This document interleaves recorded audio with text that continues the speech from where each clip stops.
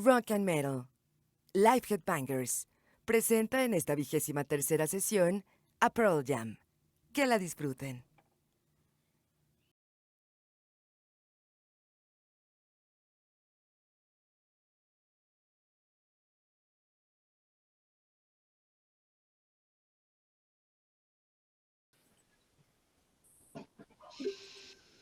¿Qué tal? Buenas noches, mis estimados Headbangers. Monday Night Rock and Roll. Y ahora tenemos quórum. Tenemos quórum muchísimo. Un gustazo, súper gustazo de aquí, mi adorada Cristina. Bienvenida, de oyente. Y bueno, hoy tenemos una banda yo creo que nueva para mí. Ya de mucha categoría. Alejandro es el fan número 1 en el mundo de Pearl Jam. Y vamos a hablar sobre esta banda.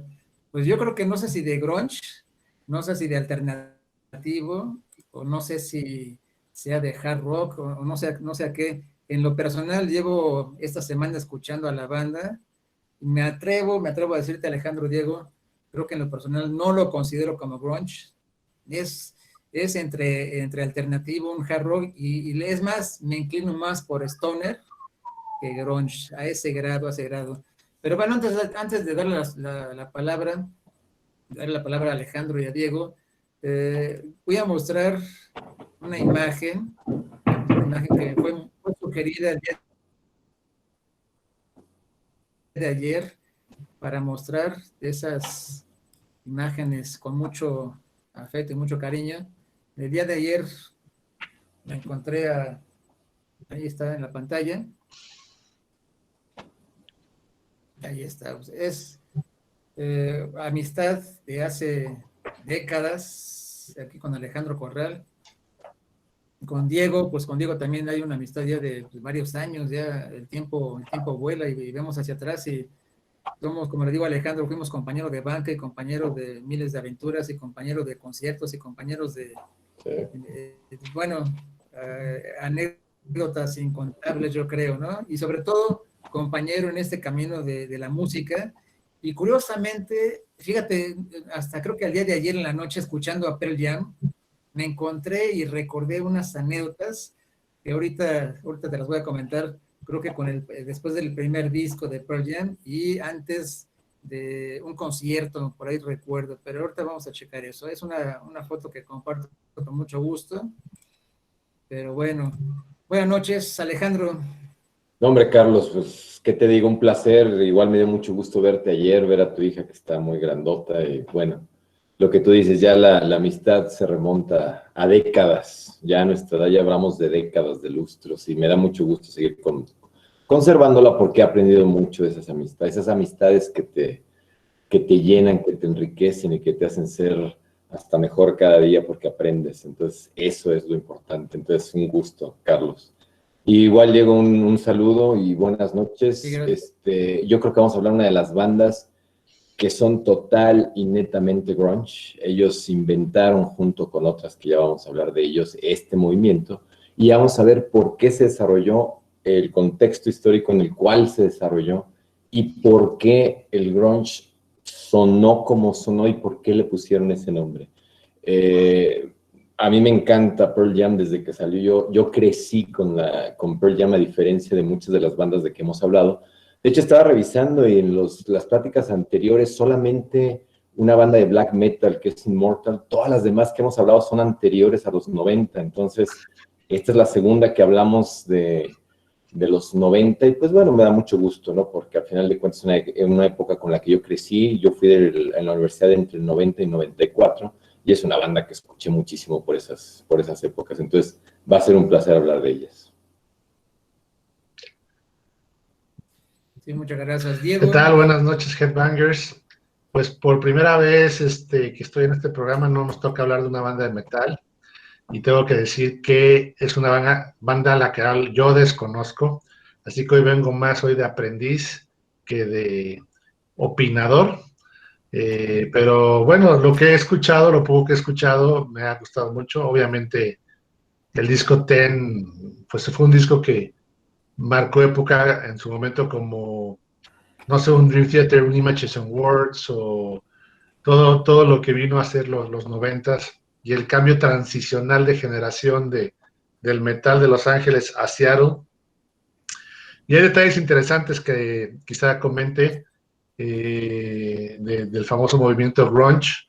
Y bueno, yo creo que Pearl Jam es el gran sobreviviente de todo este movimiento porque puras tragedias en el grunge, ¿no? De Seattle y bueno, el Pearl Jam sigue todavía con ese Eddie Vedder y Stone Gossard y Mike McCready y todas esas personas que pues siguen dando lata y que nos han dado muy buena música. Sí, es correcto, muy buena música. Y déjame comentarte, pues estoy creo que igual que tú, conocí a Pearl Jam y justamente lo conocí y creo que fue el año posterior que nos conocimos, bueno, ya desde antes nos conocimos, Alejandro, pero ese disco de Ten, si no mal recuerdo, lo llevaste la grabación a la universidad y me llamó mucho la atención ese disco por las canciones y fueron las canciones que me gustaron mucho y que en ese entonces eran pegajosas, pero hasta ahí no me enganché, hasta años después en un concierto con la de Black, y curiosamente apenas hace un par de semanas platicando con mi querida amiga Adriana, fue que me comentó el por qué, el origen y por qué se llama la banda Pearl Jam. Yo no sabía, repito y les comento a los demás, pues nunca me enganché con la banda, tiene muy buenas rolas y hasta ahí, ¿de acuerdo? Pero es hasta esta fecha que supe por qué se llama, bueno, que me platicó Adriana de por qué se llama Pearl Jam, de dónde viene el nombre, y además llevo una semana escuchando maravillosas canciones, creo que me vendí toda la discografía en esa semana, y por ahí hay un par de discos que no me gustaron mucho, pero bueno, ahorita vamos a platicar de esos. Vámonos, Alejandro, con el primer disco, el de Ten, de 1991. Bueno, aquí este disco es un parteaguas en muchas cuestiones, y no nada más este disco. El movimiento grunge surge como una reacción. El heavy metal vino a revolucionar lo que eran las bandas del rock en los 80. Sin embargo, se estaba encasillando cada vez más en un sonido, se podría decir hasta repetitivo, de las bandas más populares.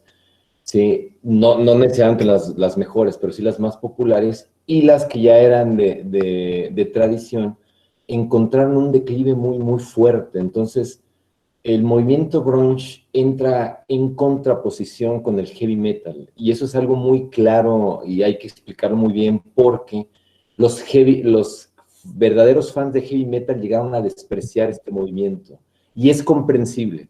Ellos se presentaron con una propuesta totalmente distinta, porque el heavy metal era muy espectacular, sobre todo en los riffs de guitarra, en los solos de guitarra, y llega un movimiento grunge con un movimiento mucho más compacto, con una espectacularidad de guitarra menos incisiva, ¿sí? Y que sonaba a un rock distinto, pesado pero distinto, con un look mucho más urbano, con unas canciones mucho más introspectivas que le llegaron a decir que era un movimiento hasta deprimente.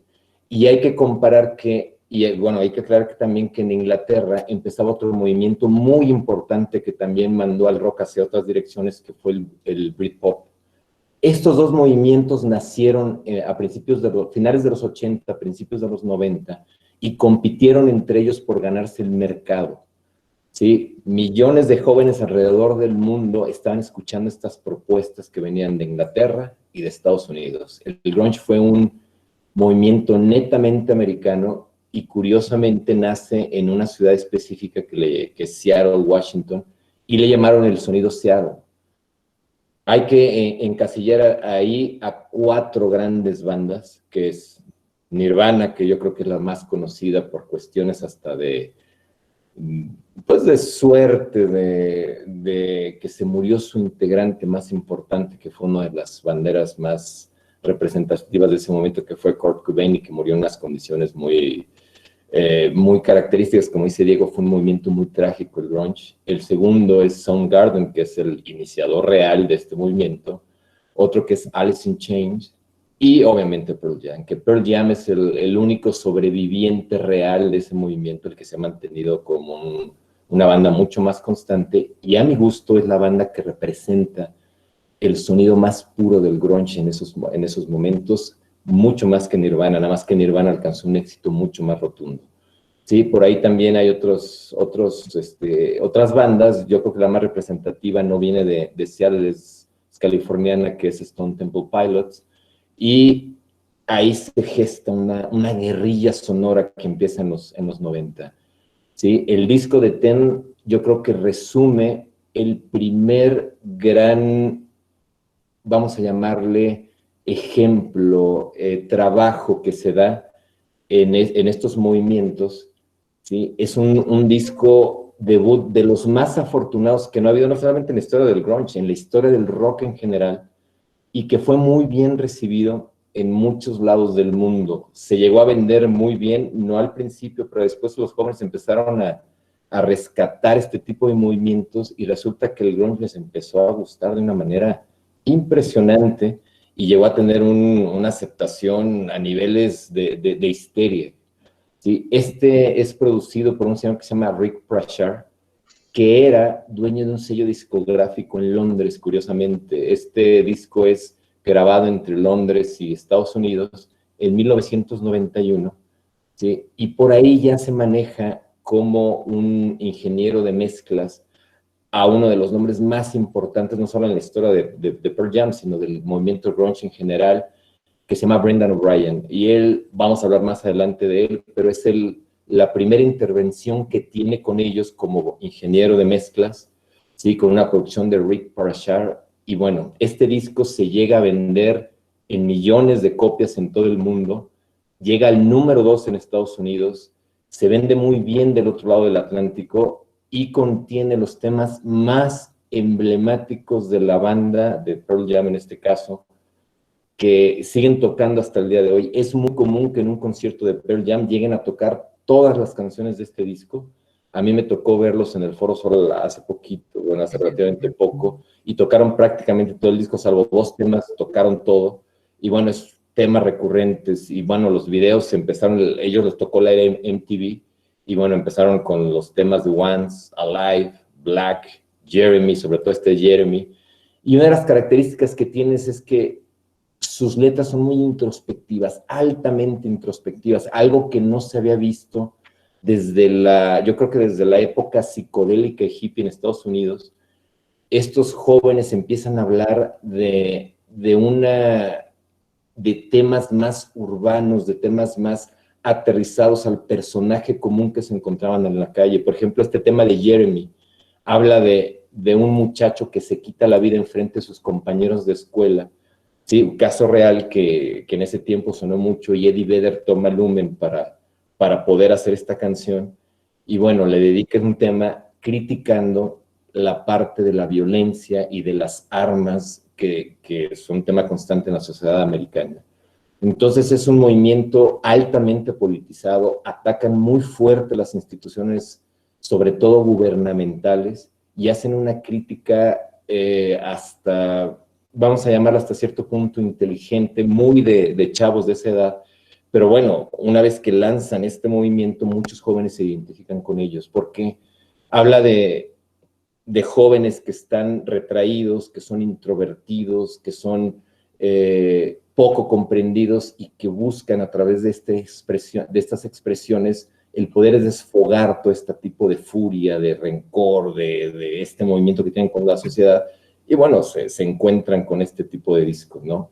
Ten viene a redondear no solamente el movimiento grunge, por ahí en esos años también sale el disco Nevermind de Nirvana, que bueno, fue un parteaguas en la historia de la música. Viene también el Bad Motorfinger de Soundgarden, por ahí Facelift de Alice in Chains. Entonces estos movimientos llegan a posicionarte muy bien en las listas de popularidad, se venden muy bien, y nace el movimiento grunge como un movimiento totalmente reactivo o en reacción total con lo que se escuchaba en ese movimiento. Y algo que me encanta del grunge, rescatan o vienen a darle otro enfoque a la guitarra eléctrica, a través de una doble guitarra muy inteligente, ¿sí? Y Pearl Jam yo creo que es el que lo hace mejor en ese sentido.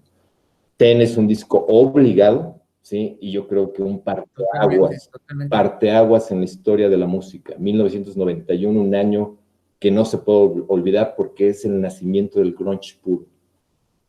Y algo que también hay que decir es que el grunge es un tipo de música que era, vamos a llamarle, alcanzable. Los jóvenes se identificaban más con ella porque el metal, vamos a hablar del glam, era tener chicas, tener sexo, tener excesos. Luego, si querías verte más progresivo, más sofisticado, los solos de guitarra manstinianos o de Eddie Van Halen, Joe Satriani, imposibles de tocar. Entonces llegas con un movimiento musical que habla de precisamente de la inconforme, que conforme eres con la sociedad, que puedes tocar las canciones sin necesidad de estar 15 horas diarias estudiando escalas, que puedes, además, ponerte una cochina playera, camisa de cuadros, que era el clásico desdeñado, el cabello no tenía que estar tan sofisticado con spray y con todo lo que usaban los glamers, o tan largo como usaban los black metaleros, death metaleros. En fin, esa fodonguez, para llamarla de alguna manera, lo podías ser alcanzable. Yo nunca voy a olvidar un capítulo de Los Simpson en donde están en un concierto de Smashing Pumpkins y llega Homero a decirle a los de la banda, muchas gracias por aterrizar a mis hijos y y que no aspiren a un nivel de vida que yo no les puedo dar. Y ahí resumen lo que es el movimiento grunge y lo que pasó en los 90s, por qué esa revolución, por qué ese cambio de lo que fuera el metal, porque sí, hay muchos artículos, muchos tratados que dicen que el grunge mató al metal, y de alguna manera, por lo menos comercialmente, sí lo hizo. Entonces, y bueno, y Pearl Jam sí era de los 4, así como hay un Big Four de thrash, estoy de acuerdo que el Big Four del grunge es Alice in Chains, Pearl Jam, Nirvana y Soundgarden. Y también Stone Temple Pilots también juega un rol muy importante ahí, pero digamos que esos 4 son los más populares de ese movimiento. Sí, los más populares. Yo de ahí fíjate que Nirvana no lo metería en esos 4, pero Soundgarden definitivamente, Pearl Jam totalmente, es más, yo creo que el número 1 es Pearl Jam. Pero el grunge, y como bien lo dices, mató al metal. Sí, el metal ha tenido sus vaivenes y unas caídas impresionantes, pero se ha mantenido, esa es la ventaja, que se ha mantenido.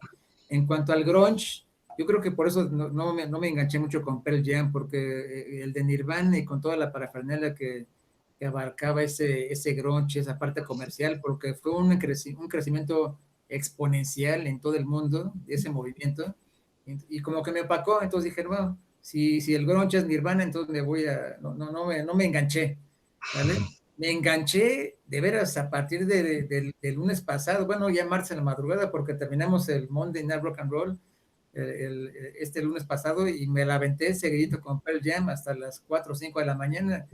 Impresionante discografía, me gustó mucho, y vuelvo a insistir, a lo mejor si yo me hubiera enganchado con el grunge en aquella época y hubiera seguido como otras bandas disco por disco, etapa por etapa, pues hubiera visto la evolución. Como no fue así, Alejandro, ahí sí, esa parte por eso no lo califico como grunge, me inclino más por un stoner pop, un stoner, la guitarra es única, la batería muy densa, la batería tiene muchos bajos, la voz de Vedder es buenísima, y ese es otro detalle.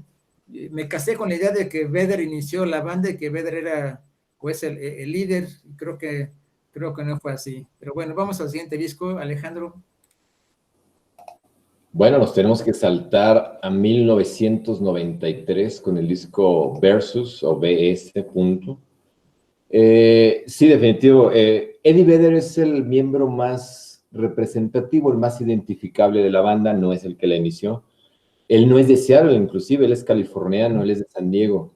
Él fue invitado por Mike McReady, por Stone Gossard, que son los miembros que iniciaron toda esta idea de Pearl Jam. ¿Y por qué Seattle? Seattle es una ciudad que tiene inviernos muy crudos, que tiene un clima muy... De hecho, si ustedes han visto alguna película que abre Seattle, siempre pasan las escenas lloviendo, porque dicen que es una ciudad donde llueve todo el tiempo. Se dice que en aquellos... Entonces, de hecho, Seattle es una de las ciudades que tiene los índices de drogadicción juvenil más altos en los Estados Unidos. Por la misma situación de los inviernos tan crudos, por el clima tan áspero, tan fuerte que tienen por allá. Y bueno, a principios de los 90, pues viene este tipo de, bueno, a finales de los 80, principios de los 90, viene este tipo de cofradías alrededor de Seattle, donde hay mucho fervor por el rock, pero estaban tratando de crear un sonido nuevo, un sonido que estuviera un poco más representado lo que ellos sentían, lo que ellos estaban ahí. Este disco de Versus en 1993 viene a complementar lo que había dejado el disco anterior de Ten, que por cierto, el disco Ten se llama Ten por un jugador de básquetbol que pasó por los Super Seattle Sonics, que se llama Mookie Blaylock, que él usaba el jersey número 10. ¿Sí? Y en honor a de hecho la banda originalmente se quería llamar Mookie Blaylock, pero ¿sí? Les dijeron pues que no era conveniente, incluso pues, era uno de sus ídolos deportivos, así como nosotros tenemos ídolos deportivos de fútbol o de americano, ellos tenían a su ídolo deportivo que era Mookie Blaylock, que usaba el jersey número 10, y en honor a ese jugador le pusieron Ten a su primer disco de estudio. ¿Sí? Este segundo disco de estudio, que por cierto, Pearl Jam tiene unas portadas espantosas. Yo creo que si algo se ha caracterizado a Pearl Jam es de que yo creo que se esmeran para hacer las peores portadas en la historia del grunge, pero bueno, este es un ejemplo de las portadas. Yo creo que era parte también hasta del movimiento crear portadas menos sofisticadas y así de lo más comunes que hubiera. Y este disco ya viene producido por Brendan O'Brien. Brendan O'Brien es un personaje fundamental porque él, si bien el movimiento grunge, el movimiento de Seattle, era un movimiento más compacto, más sencillo, menos complicado, ¿sí?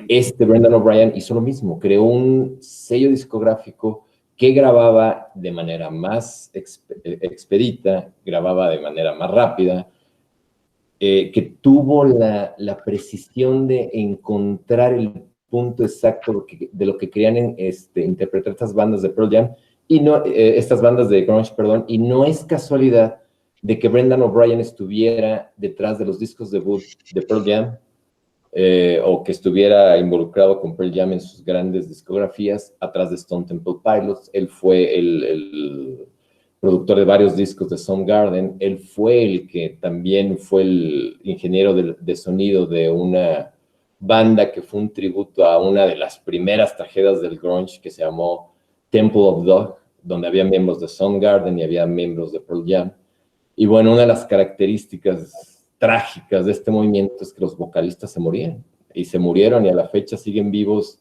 Yo creo que nada más Eddie Vedder de los Eddie Vedder debe estar agradecido que no se ha muerto. O muy asustado de que ha de pensar cuándo me voy a morir yo, porque sí, algo pero sí, yo antes de seguir con 1993, sí es importante, bien lo dijiste, Temple of the Dog, es tal vez un one hit wonder, ¿no? Pero porque todos tuvieron una gran canción, que la verdad me gusta mucho, Hunger Strike, y te deleitas escuchando a Vedder y a Chris Cornell juntos en esa banda. También hay una película muy representativa del movimiento que se llama Singles. Sí. Y esta película tiene su soundtrack, fue muy popular en la época precisamente porque tiene a Alice in Chains, a Pearl Jam, a Chris Cornell, a Mother Love Bone, a Soundgarden, Pearl Jam, Mudhoney, bueno, a los Smashing Pumpkins, a los Screaming Trees, a Jimi Hendrix. Es una película, pero sobre todo el soundtrack es de culto. Entonces, si eres fan del grunge, tienes que estar identificado con Temple of the Dog y con la película Singles, que fue del año 1992 salió. Sí, así es.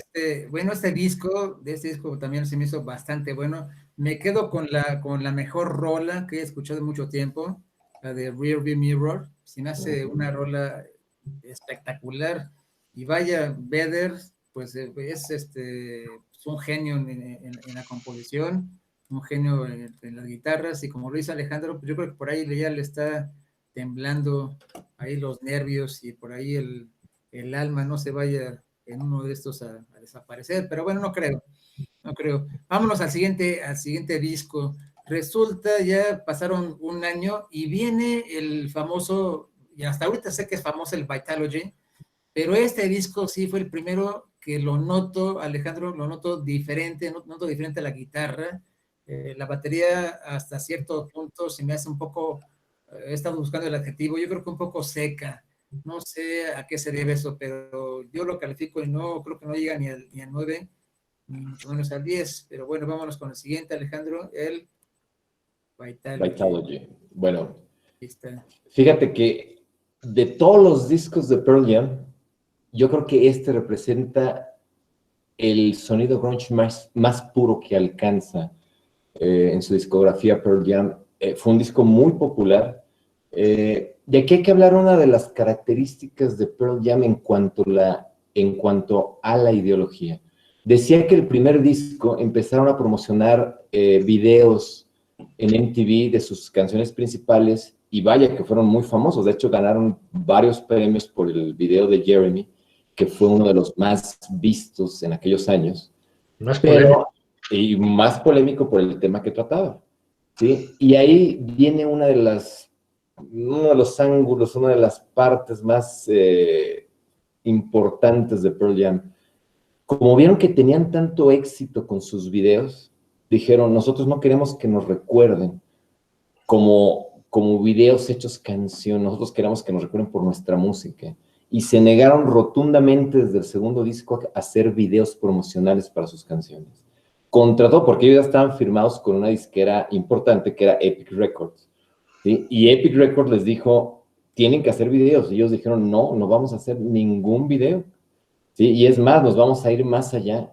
No vamos a conceder ninguna entrevista porque las entrevistas nos siguen preguntando las mismas pendejadas, las mismas preguntas vacías en cada conferencia de prensa. Entonces, se negaron y crearon un culto alrededor de ellos, en el cual era una banda muy cerrada, pero a su vez que era muy amable con sus fanáticos porque promocionaban sus conciertos y eran muy dados a darlo todo en el escenario. Eran conciertos con una agresividad, con una entrega muy apasionada, ¿sí? Y este de Vitalogy yo creo que representa uno de los rocks más puros en cuanto al grunge. El grunge sí existe como, lo encasillaron como tal porque decían que era un movimiento sucio, que su sonido era sucio, pero que a su vez pues representaba toda la furia de los jóvenes de esa época.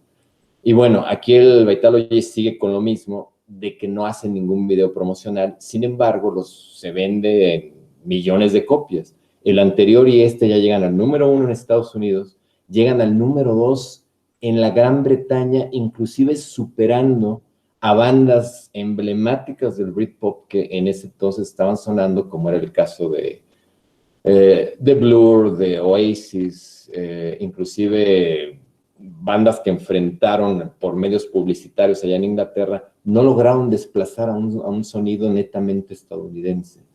Entonces, aquí entra la parte de este movimiento. Aquí hay que hablar de sus integrantes.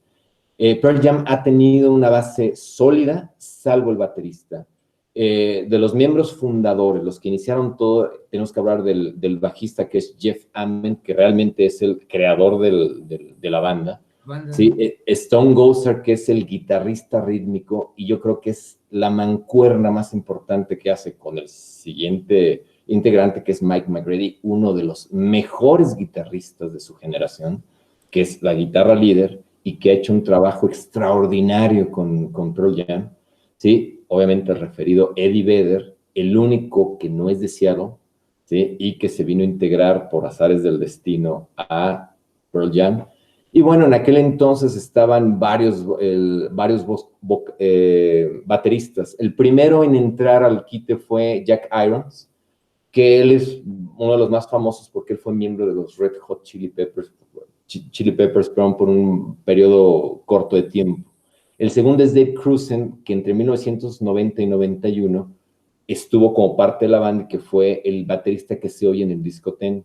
Ya después viene Matt Chamberlain, que en 91 también fue miembro de Pearl Jam, y ya después viene Dave Abruce, que es el que graba entre 1991 y 94 los dos discos que representan, yo creo que la trilogía esencial del sonido grunge de Pearl Jam, que es Ten, Versus y de Vitalogy.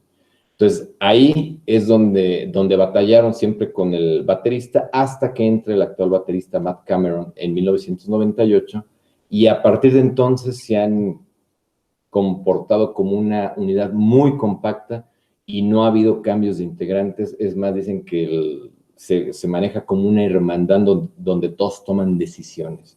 Entonces, es importante mencionar esto. La batería que tú mencionabas, cortesía del señor Dave Abruce, yo también creo, no es la mejor batería que se oye en Pearl Jam, pero bueno, son los discos que definieron el sonido grunge y que, bueno, llegaron al número 1 en Estados Unidos y se vendieron muy bien en la parte de la Gran Bretaña y en el mundo en general. Se vendieron por millones de copias. Entre estos tres, al día de hoy, han vendido más de 30 millones de copias alrededor del mundo. Entonces, nada más para hablar de lo que es el sonido de Pearl Jam o cómo se llegó a posicionarse en las listas de popularidad en esos entonces. Sí, de hecho ellos también lo consideran como un disco extraño, ¿no? Extraño, disco extraña la composición. Obviamente me llaman la atención las canciones de Temor Christ y la de Satan's Bed, bueno, obvias razones. Y ellos mismos comentan sobre esa canción y dicen, pues eso, la compuse en Nueva Orleans, me gustó, por ahí tiene un ritmo, el marching de los Beatles, la tonada, pero hasta ahí nada más. Es un estilo de groove, ¿no? Ahí comenta el Mac McCready. Es un disco, insisto, extraño, creo que es y el último, bueno, no sé si el último o el más reciente, el de Llegatón, son los dos que no me llenaron al 100%. Son buenos discos, pero hasta ahí nada más. Diego. Algo que también se rumoraba mucho que la canción Immortality se la habían compuesto a Kurt Cobain, lo cual ellos ya públicamente lo negaron, porque fue el año que suicidó, se metió el escopetazo el señor Cobain.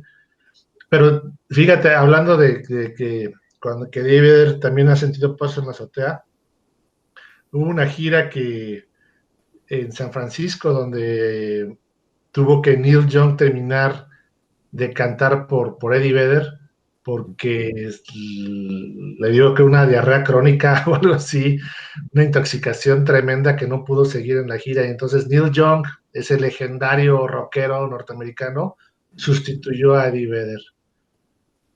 Y también recuerdo que a señor Mazarek de los Doors, que en paz descanse, le preguntaron, ¿quién crees que pudiera sustituir a Jim Morrison en los Doors? Me dice, yo al único que le veo tablas para ser sustituto de Jim Morrison es a Eddie Vedder. Lo dijo Mazarek, ¿no? Entonces, ya la fama era total, ¿no? De esta banda de Seattle. Sí, es correcto, te digo, y vuelvo a lo mismo, insisto, para mí, hasta la semana anterior, bueno, era hablar de Eddie Vedder y era hablar de Pearl Jam. Lo que es Cameron, pues hasta apenas ahí escuchando las rolas y escuchando esa batería y cómo le pega, pues ahí se refleja, ¿no? Bastante bueno. Vámonos a 1996, pasaron 2 años y aquí ya viene ese sí me hizo bastante bueno el disco, Alejandro. Bueno, aquí hay que hablar ahorita Diego mencionó un personaje muy importante en la historia de Pearl Jam, que es Neil Young. Neil Young fue una de las grandes influencias de Pearl Jam y otro de los referentes obligados, porque ellos mismos lo dicen así, es The Who. A ellos los compararon al principio con los Rolling Stones y ellos hasta Jeff Ament le dijeron, oye, ¿dónde salieron las primeras letras de sus canciones de Ten o su rítmica, su base? Dice, no sé dónde salieron, lo único que sé es que nos encantaba Tommy de The Who. Y esa fue una de las respuestas más emblemáticas que se dio en ese tiempo para compararlos con esas bandas. Pero bueno, hablabas de por qué Pearl Jam se llama Pearl Jam. Hay dos vertientes, hay la parte romántica y la parte que se ha hablado a lo largo de los años. La primera es que dicen que la abuelita de Eddie Vedder, californiana y hippie de aquellos entonces, preparaba una mermelada a base de peyote que le llamaban la mermelada de perla, y que decía que tenía efectos alucinógenos, y que los miembros de Pearl Jam eran asiduos consumidores de esta mermelada de Pearl Jam, ¿sí?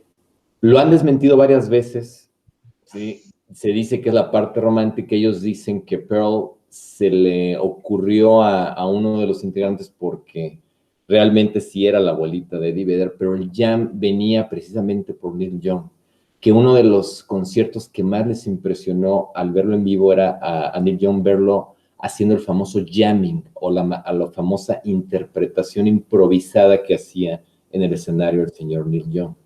Entonces ellos han dicho que a partir de ese concierto de Neil Young es donde agregan la palabra jam a su nombre de guerra, a su nombre de banda, para hacerle un homenaje al señor Neil Young, y han hecho una amistad muy estrecha.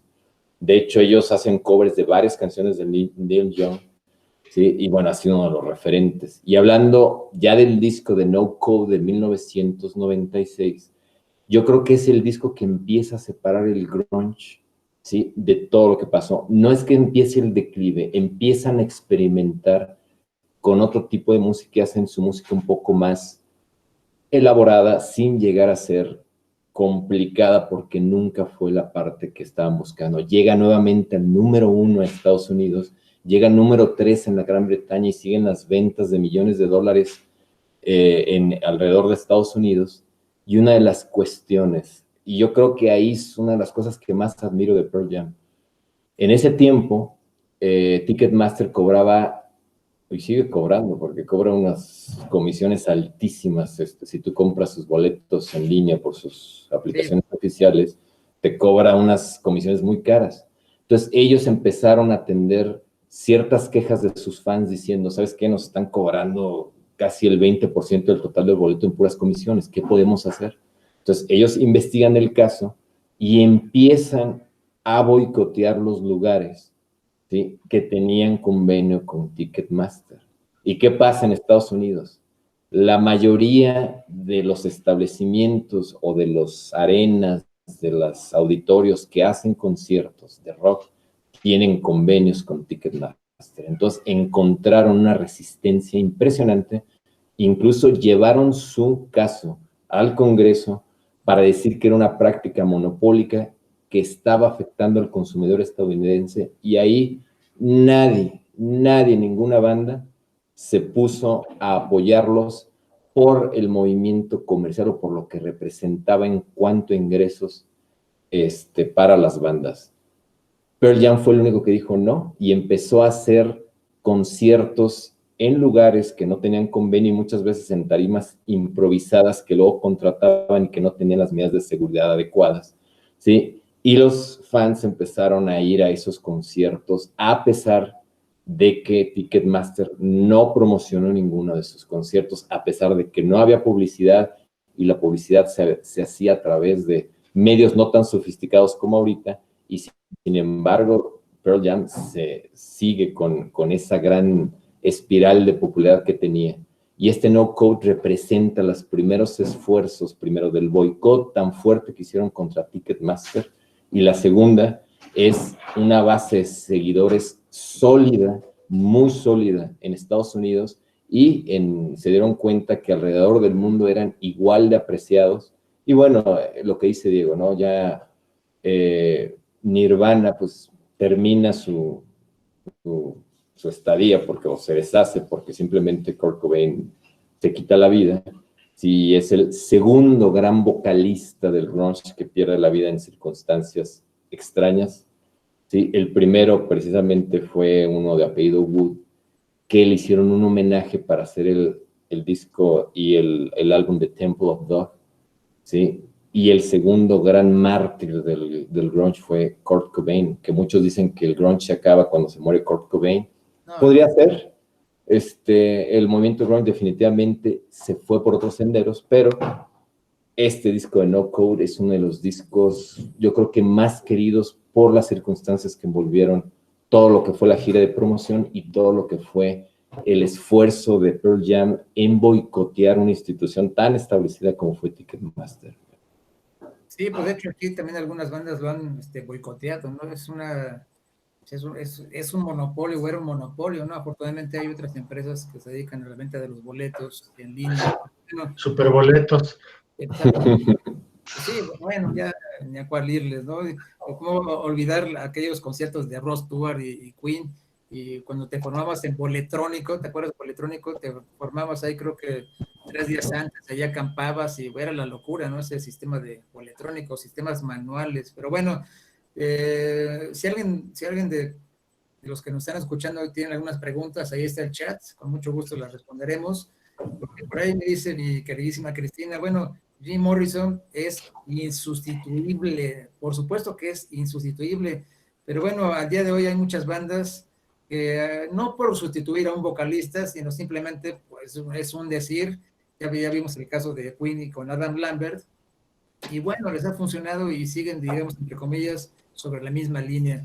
El grunge, yo les pregunto, Alejandro, y al rato me lo pueden contestar, Diego, hay bandas que estén heredando el movimiento, digamos, para que puedan surgir en 5, 6, 8 años. No sé, no conozco mucho el movimiento. Yo siempre me incliné más por el metal. El grunge es o como algo, pues no sé, digo, apenas lo estoy conociendo. La mejor, esta yo creo que la vamos a dejar para el final, para ustedes, dice José Ángel, ¿cuál es la mejor rola de Pearl Jam? Como yo no crecí con Pearl Jam, y es más, ahorita te puedo decir cuál es mi mejor rola, es la de McCready, y en segundo lugar, la de el Rear View, así de sencillo. No es tanto las partes o las rolas comerciales de Black, porque todo el mundo alucina con Black, y Jeremy, y Even Flow, y la de Alive, y otras tantas, pero ya una tras otra, aventándome la discografía y haciendo una selección de un playlist, me inclino por esas rolas maravillosas, ¿de acuerdo? Vámonos al siguiente año, ya vamos para en el siguiente álbum, yo te comparto la pantalla, ahí está, y vámonos al siguiente, ¿de acuerdo? Es claro. Guild. 1998. Este es el cuarto que les produce en fila Brendan O'Brien. Yo creo, bueno, no, a mí se me hace la parte mejor lograda de sus primeros años. No le veo ningún punto flaco a todo lo que se hizo en los 90. No. Con estos 5 discos, Brendan O'Brien estuvo involucrado al 100% en cuanto a la mezcla, en cuanto a las producciones, en cuanto a llevar a la banda en un nivel, pues bueno, un nivel regular, estar explotando las dotes, sobre todo del guitarrista, yo sigo insistiendo, Mike McCready, es uno de los grandes guitarristas de su generación, nada comparable con los guitarristas clásicos que se dieron en los 80, 70 y 60. Mike McCready yo creo que parte, no solamente él, la generación nueva de guitarristas, porque por ahí puedo mencionar a varios, entre ellos Kurt Cobain, que a mí se me hace un guitarrista muy bueno y un compositor muy, muy bueno. ¿Sí? El otro que pongo en ese paquete es obviamente Slash, que no se puede dejar de hablar de él, y otro es Frusciante de los Red Hot Chili Peppers. Yo creo que ellos 4 con sus estilos llevaron a la guitarra a un punto, híjole, yo creo que vinieron a revolucionar lo que venía haciendo el guitarrista, en una banda de rock y rescataron, yo creo que es una de las grandes virtudes del grunge y de los movimientos que se dieron con estos guitarristas, es rescatar otra vez a la guitarra como parte fundamental de una banda de rock. Yield representa el cierre de la década de los 90 con el grunge, y Pearl Jam se mueve definitivamente hacia otros senderos después de este disco. Si hubiera que escuchar discos de Pearl Jam para poder entender cuál es su propuesta, me iría por los primeros 5 de estudios, que son los de grunge puro, el movimiento más emblemático que surgió en los 90 junto con el Britpop. ¿Sí? Tenemos que hablar del grunge, del Britpop, para entender hacia dónde se movió, no el metal, el rock alternativo, el rock que estamos escuchando. Hablabas de influencias. Por ejemplo, una banda emblemática como es Radiohead, que es una banda post-Britpop, pues tiene influencias tanto de grunge como de Britpop, ¿sí? Bandas como, te voy a poder poner otra, como los Arctic Monkeys, que ellos ya los encasillaron como el post-punk revival. Ellos han dicho que parte de su influencia viene del grunge. Entonces, fue un movimiento que, aunque breve, tuvo mucha importancia en el desarrollo del rock en general.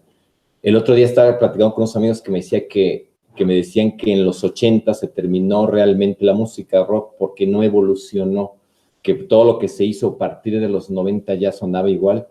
Y yo siempre les digo, es que no entendieron las propuestas que se dieron en los 90, y hay mucha gente que creció con las bandas clásicas setenteras y ochenteras que ya despreciaron los movimientos noventeros porque eran muy distintos, ¿sí? Y para mí, una de las grandes evoluciones del rock se da a través de este movimiento grunge y de ese movimiento Britpop y todo lo que surgió alrededor.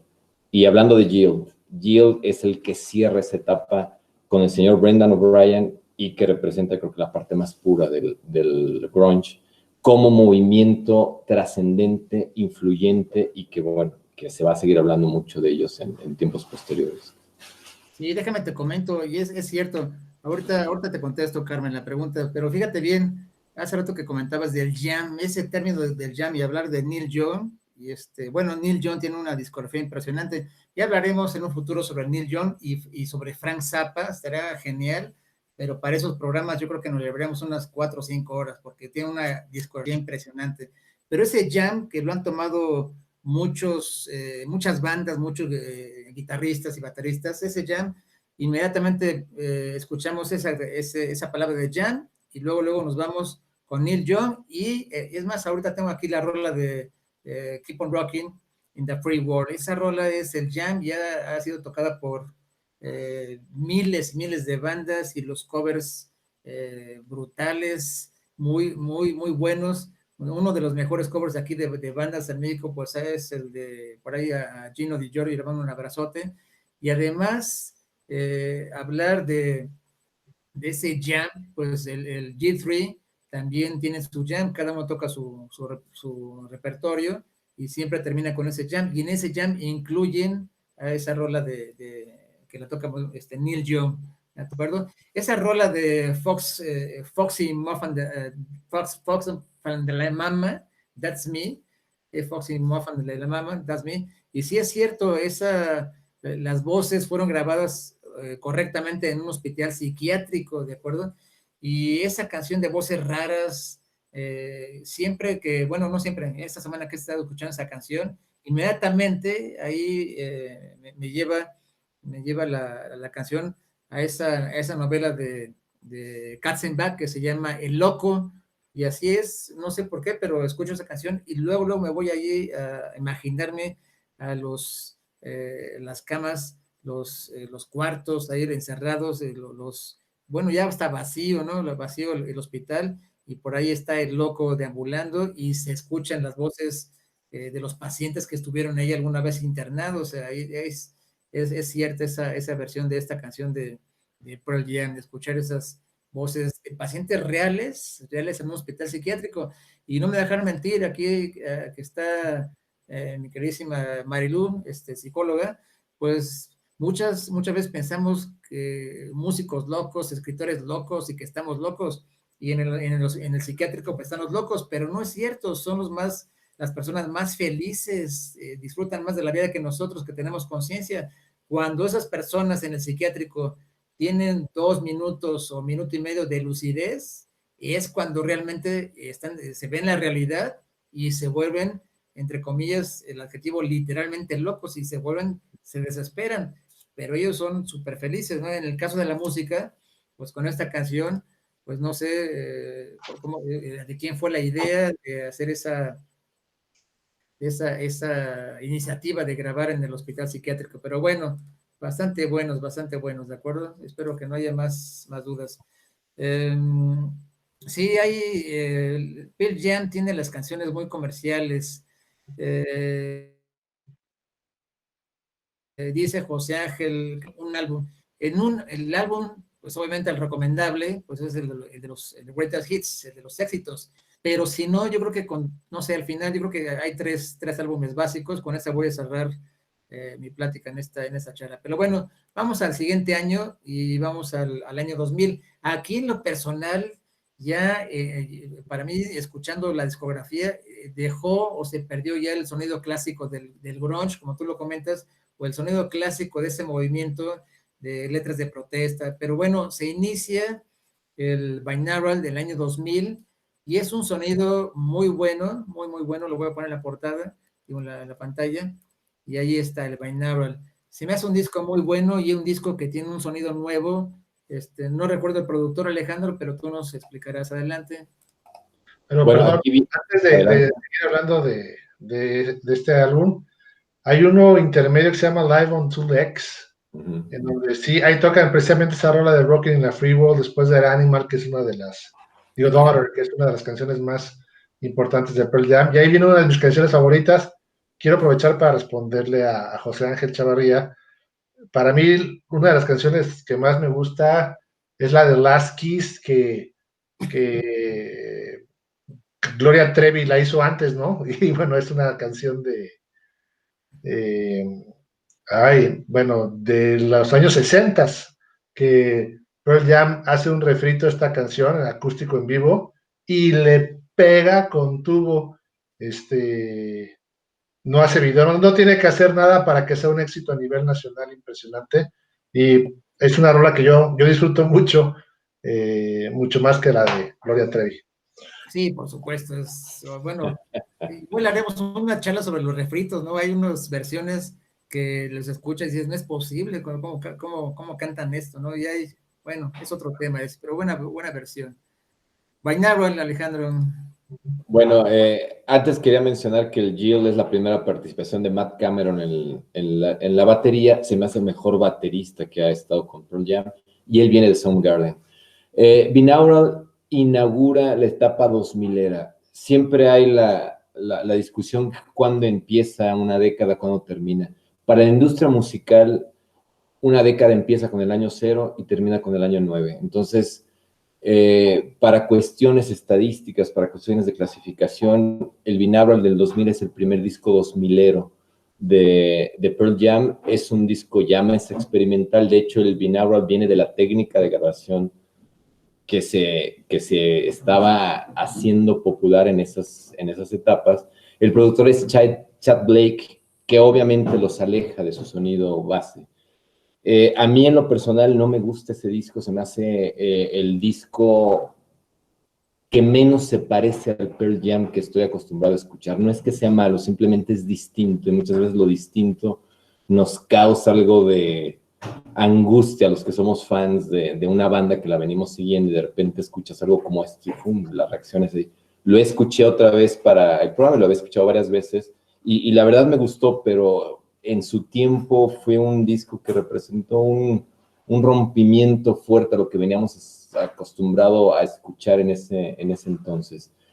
No tuvo tanto éxito ya, no fue tan bien recibido por los fans, y se notó por las ventas, ¿no? De Binaural, aunque llega al número 2 en Estados Unidos, ya no alcanza por primera vez su certificación platino en los Estados Unidos, y se mantiene con una estabilidad como banda importante. Aquí es donde ya quiero mencionar que la banda se empieza a comportar como una unidad muy compacta, muy cerrada. Siguen todavía con su boicot a Ticketmaster, que les costó sangre, sudor y lágrimas, porque ahora los fans que primero les pedían que no les cobraran tanto por los boletos, ahora se quejaban de que no podían conseguir boletos tan fáciles y entran en esta disyuntiva y terminan aceptando tocar en cosos, en lugares que ya tenían convenio con Ticketmaster. Entonces empieza otra etapa de Pearl Jam. Es menos comercial, más alejada de su sonido original, pero que, bueno, sigue siendo con cierta expectativa para su base de seguidores, pero que ya no es el sonido que viene a revolucionar, sino que ya revolucionaron o ya hicieron lo que tenían que hacer y empiezan a buscar un sonido más experimental. A mí, lo que te digo, tengo sentimientos encontrados, lo volví a escuchar mucho últimamente para la preparación de este programa y fíjate que me agradó, pero en su momento tenía ese sentimiento de no haberme gustado por lo mismo. Sí, a mí me pasó todo lo contrario, no sé por qué escuchaba las canciones, y es más, llegué a escuchar algunos covers de Pearl Jam, pero no ubicaba, y bueno, se escucha bien el cover, pero bueno, tiene un muy buen cover hasta de, ¿cómo se llama esta? La de Girls Want to Have Fun. De Cyndi Lauper.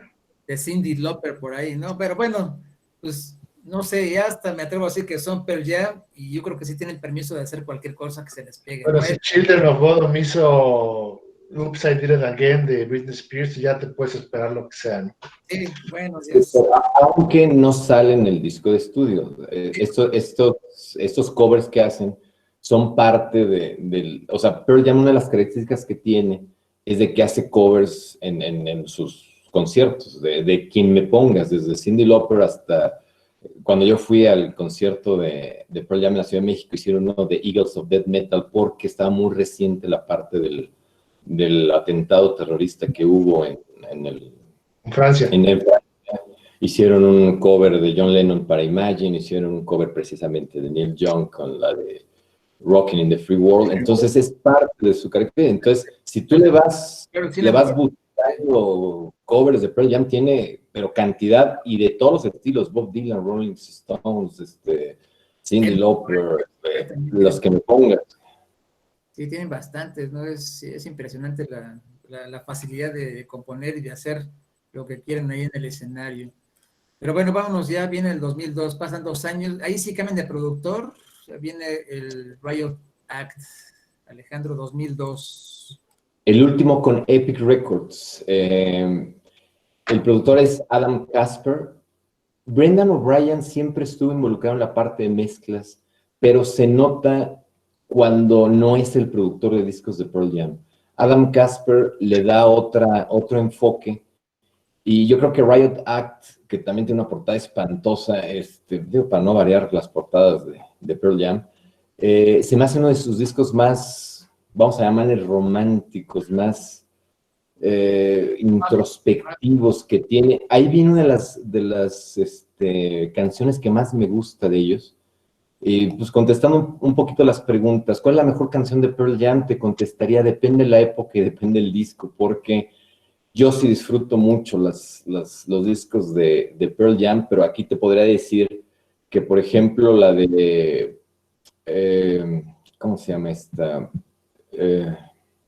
Ahorita me voy a acordar, pero inclusive cuando hice la parte de escribir una reseña para este concierto, utilicé una frase de esa canción para nombrarla, y bueno, es una de las que más me gusta. Entonces, dependiendo la época, dependiendo del disco, son las canciones que más disfruto. Te podría decir que disfruto unas 50 canciones de Pearl Jam, pero bueno, este disco en particular se me hace uno de los discos más nostálgicos de Pearl Jam.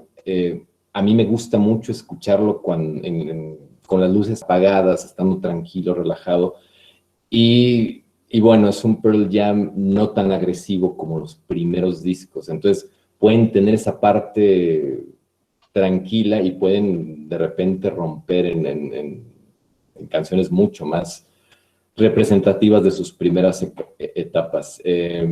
definitivamente un disco que vale la pena y no fue tan comercial. Definitivo, no representó nada comercialmente hablando para Pearl Jam después de los grandes éxitos que tuvieron.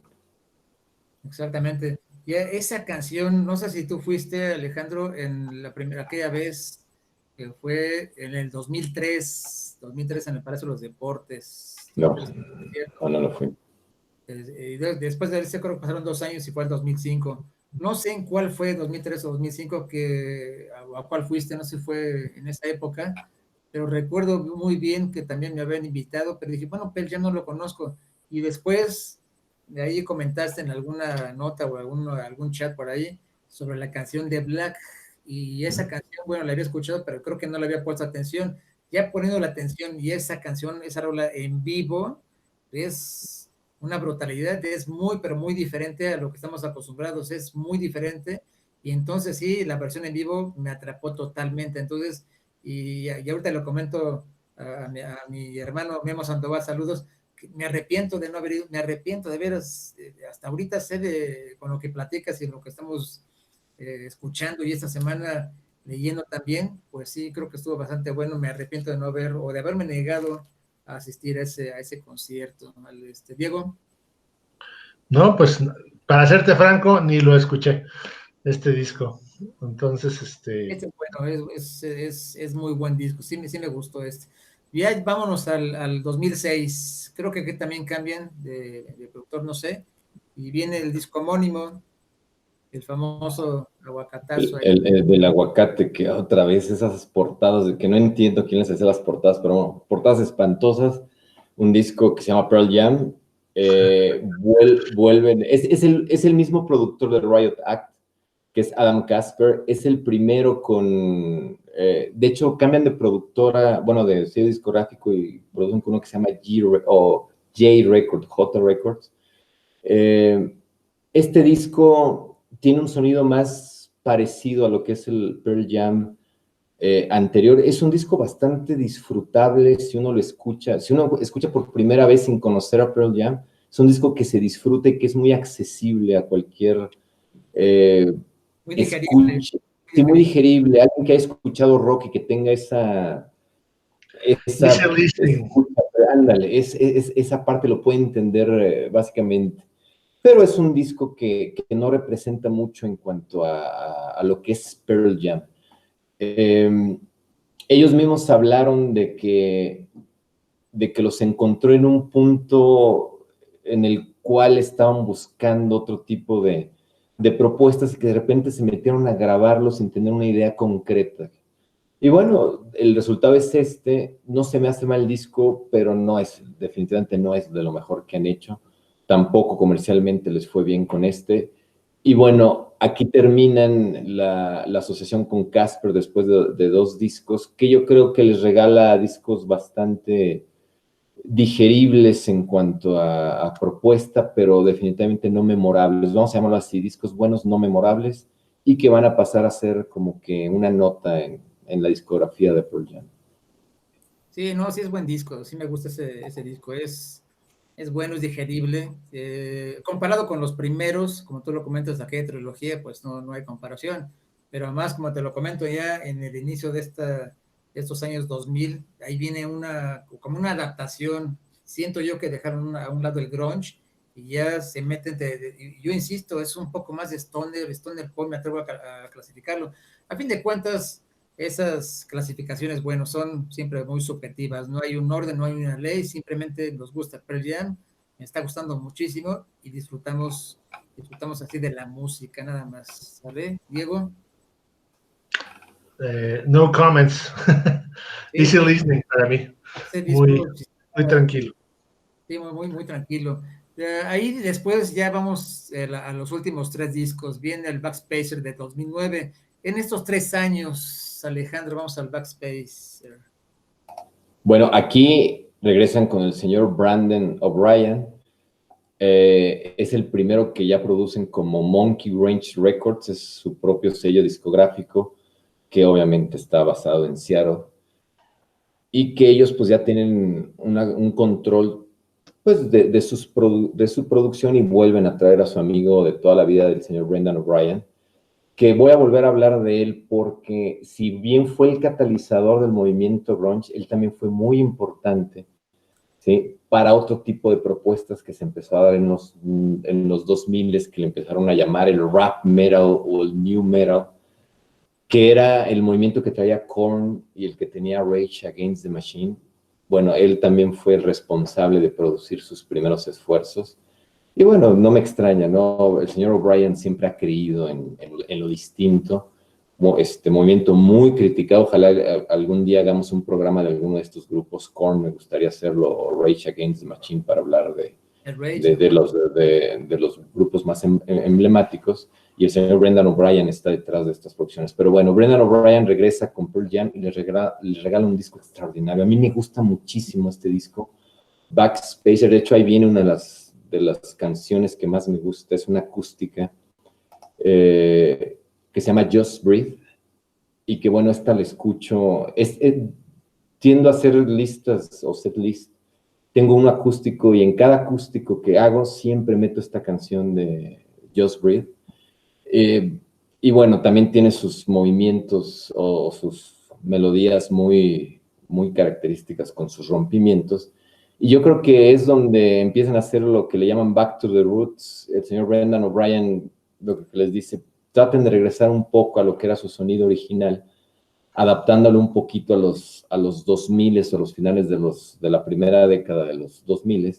Y bueno, les regala este disco que vuelve a llegar al número 1 después de varias ocasiones de no hacerlo. Un sorprendente número 9 en la Gran Bretaña, y en varios países europeos también alcanza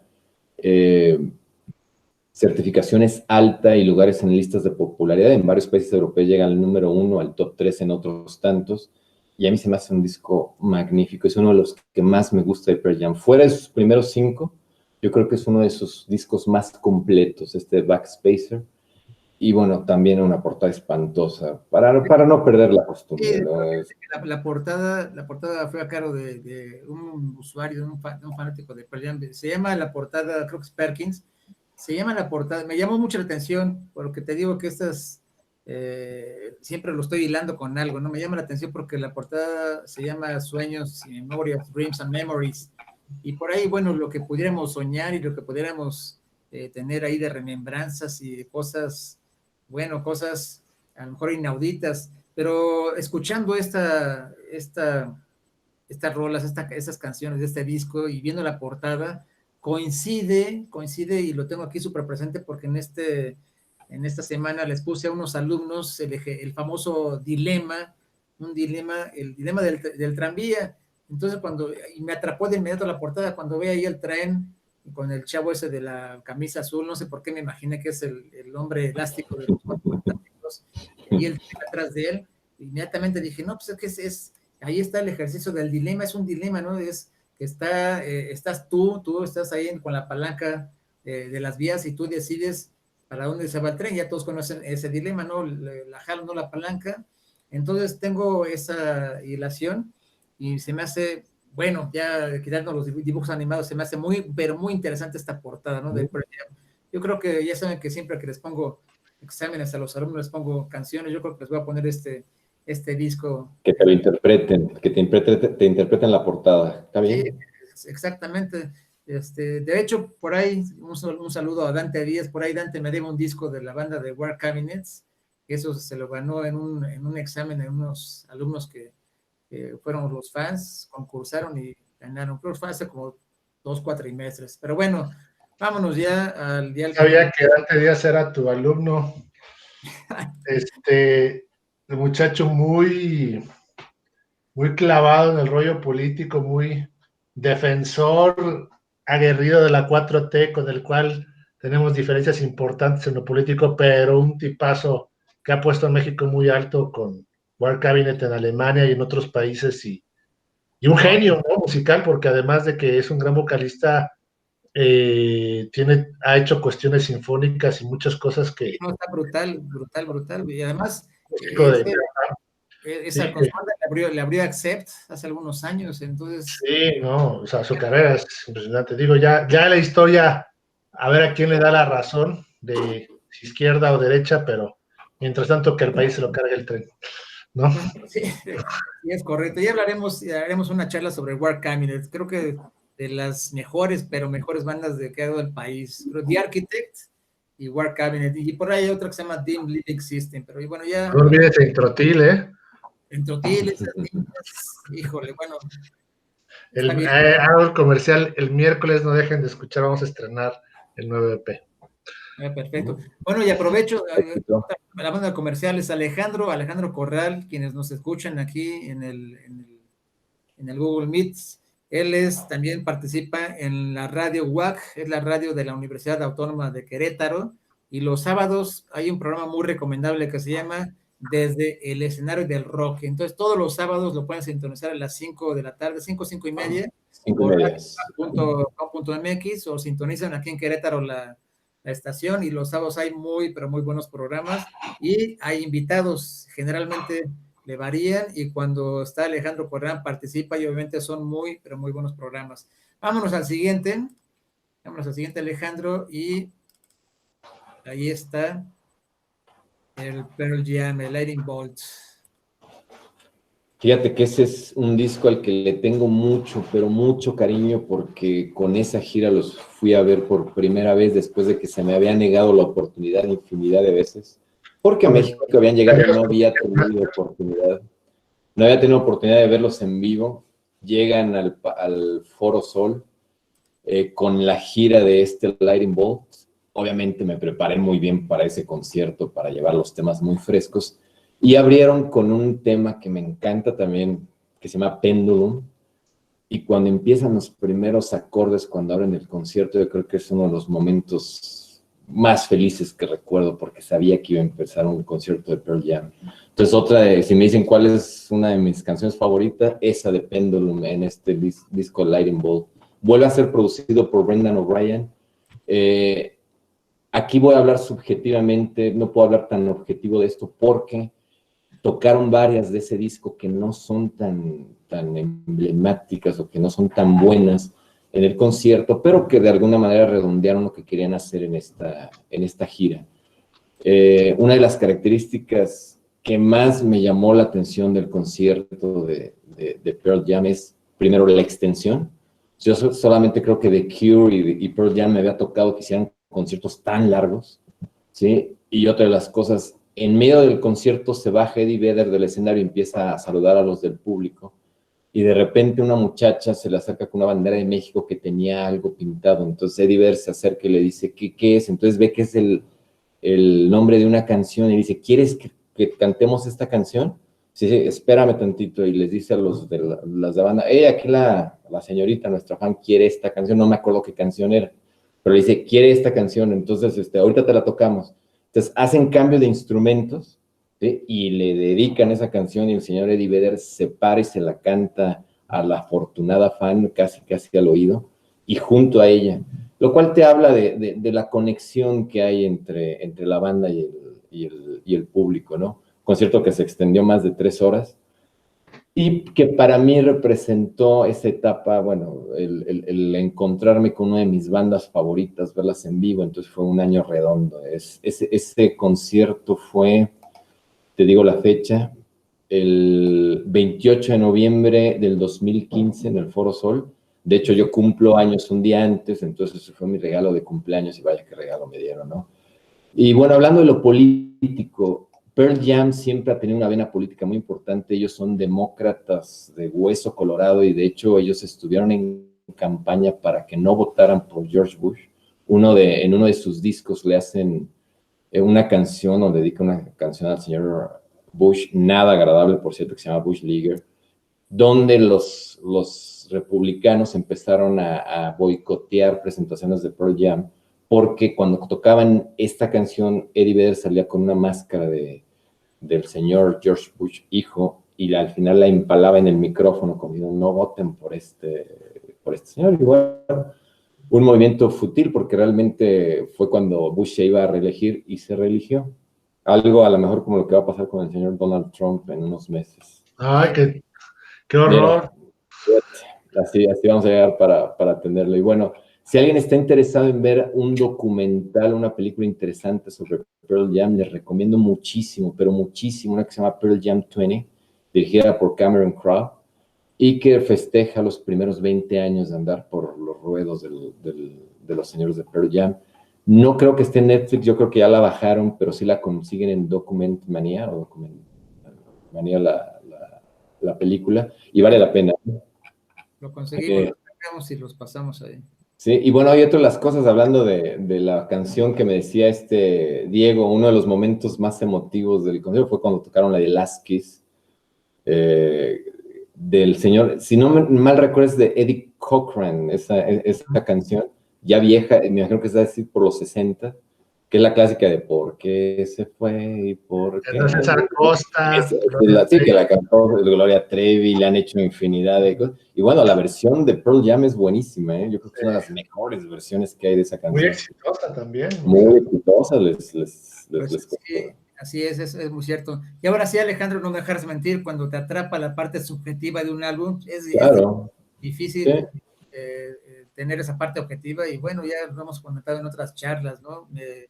Totalmente, por ejemplo, en mi caso con Motorhead, pues la banda de la vida, con Black Sabbath, es difícil hablar de una manera objetiva, pero bueno, vamos con el último, bueno, espero que no sea el último, el más reciente, el disco del Gigaton. Aquí a mí sí no me satisfizo al 100%, se me hizo un disco raro, es bueno, todavía lo sigo digiriendo, está algo pues no tan sencillo, pero bueno, Alejandro. Voy a hacer un comercial, voy a hacer un programa especial en radio, ya lo tenemos ya previsto para hablar de este disco en particular y presentarlo. Ya no trabajan con Brendan O'Brien, se van con otro productor que se llama Josh Evans, y realmente a mí me sorprendió mucho la calidad de disco de Gigaton. No se parece a los dos anteriores, y bueno, hablando un poquito de la objetividad, subjetividad, yo reconozco que Lightning Bolt no es lo mejor que ha hecho Pearl Jam, pero yo le tengo mucho cariño, pero no me ciego a la parte de decir de que no es lo mejor que ha hecho. Yo creo que de Gigaton supera con creces ese de Lightning Bolt, y me gustaría ver la gira de esta que ya está anunciada para el 2021 y que dicen que va a pasar por Latinoamérica, incluyendo México. Ojalá. Se me hizo un disco muy al estilo de Pearl Jam en sus últimos años noventeros, pero ya actualizado su sonido. De hecho, desde el disco número 6, que es el Binaural, ya empiezan a incorporar a un tecladista dentro de sus giras. De hecho, es el señor Boom Gaspar, que él ya es como el sexto miembro de Pearl Jam. No está como miembro oficial, pero los ha acompañado desde entonces en todas sus giras, e incorporan a un sexto integrante. Entonces le da mayor riqueza sonora a lo que es su sonido. Y de Gigaton, para mí es un disco que me hace volver a creer en que Pearl Jam puede tener una etapa muy buena a partir de ahorita en 2020. Está recién salido, de tener unos 3 meses de que sale. Para los que están escuchándolo, si pueden conseguirlo, escúchenlo y compárenlo con sus primeros discos y digan qué les parece. Yo creo que es un sonido muy característico de Pearl Jam, algo que, por ejemplo, si escuchas un disco de los 2000, un Binaural, un Riot Act, pues no se va a parecer a esto. Pero si lo comparas con Ten, con Vitalogy, tú vas a decir, caray, sí es Pearl Jam. Y bueno, qué bueno que hicieron este disco. Yo lo esperaba con recelo, con esta cuestión de incertidumbre para ver qué disco te traían. Y bueno, traen yo quedé encantado. A mí me gustó mucho, y ya voy a hablar mucho más extenso de este disco en el programa de radio, que ojalá tengan oportunidad de escucharlo, porque nos vamos a ir tema por tema, nos vamos a ir de dónde vienen los temas, vamos a presentarlo, creo que unos 5 o 6, y vamos a extendernos un poquito más en esto. Sí, perfecto, nos compartes el link y ya se los comparto luego público. Diego, ya vamos a terminar con este disco. ¿Lo escuchaste, Diego, o no? Sí. Pues no, yo no lo he escuchado, que bueno, ya me lo llevo de tarea. Pues si dicen que se parece al Ten y a los primeros, encantado de la vida lo voy a escuchar. Me preocupa que digan que en 2021 van a pasar por Latinoamérica cuando ya al día de hoy ya se están cancelando conciertos en 2021, de enero y febrero. Eso es una terrible noticia. Sí. ¿Por qué? Porque si no sale una vacuna de aquí a final de año, otra vez otro año sin Bakken, otro año sin, como nos la llevamos este año, ¿no? De marzo acá que fue una pesadilla, pues seguirá la pesadilla otro año más, ¿no? Ojalá y está en mi mejor deseo que puedan volver a ver a Pearl Jam, pero la realidad es que el problema es que muchos conciertos en 2021 están cancelando, no porque el grupo no quiera o no pueda, sino los venues, los lugares donde se presentan, muchos ya quebraron, Sí, ya no sí. tienen manera de salir a la luz, ya están embargados, en bancarrota, ya las promotoras pues, no tienen gasolina, o sea, ha sido una verdadera tragedia que pues nos ha hecho mucho ruido porque yo creo que ya estamos saturados de malas noticias, pero la realidad es que pinta muy difícil 2021 y ahora sí ya es urgente esa famosa vacuna Sí, ya, para reactivar no solo pero sobre todo la industria de entretenimiento, ¿no? exactamente.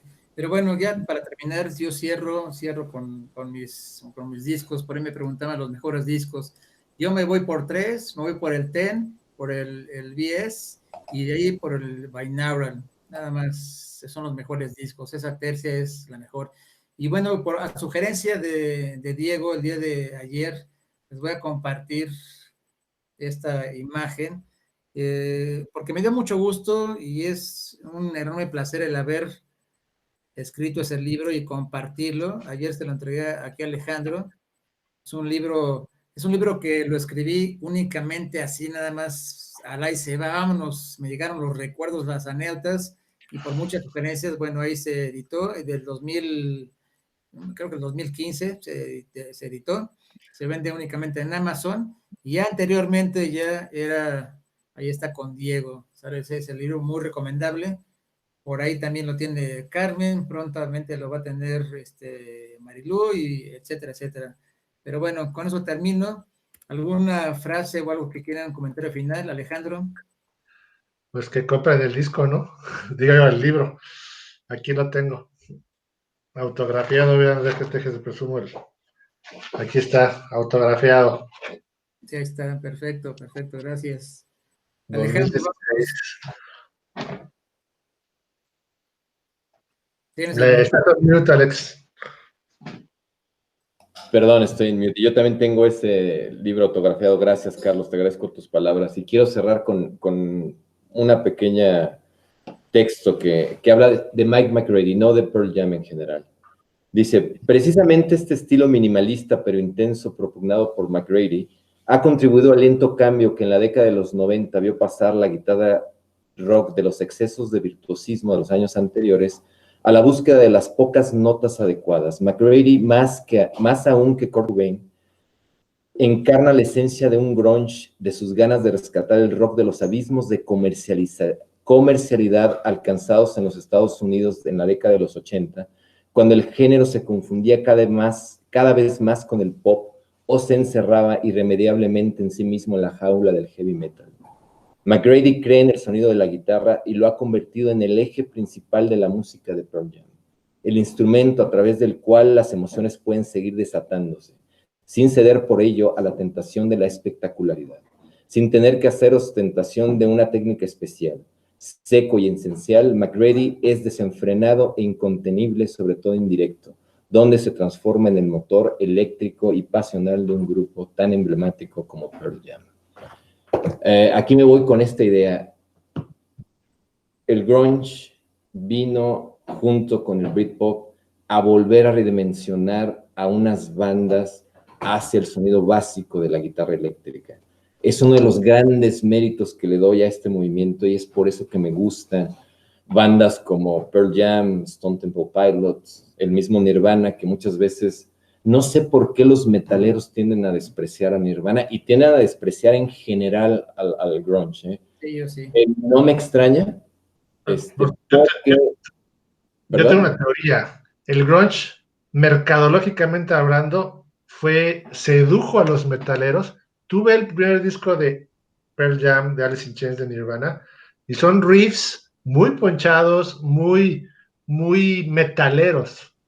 Entonces, cuando ya cautivaron esa audiencia y que la volvieron al grunge, fue como dar una puñalada mercadológicamente en la espalda al metal, porque lo aniquilaron, porque vino en picada en los 90s. Pero fíjate, al día de hoy, si estos grupos se quieren presentar en un festival, Alice in Chains, tienen que hacerlo en un festival de metal.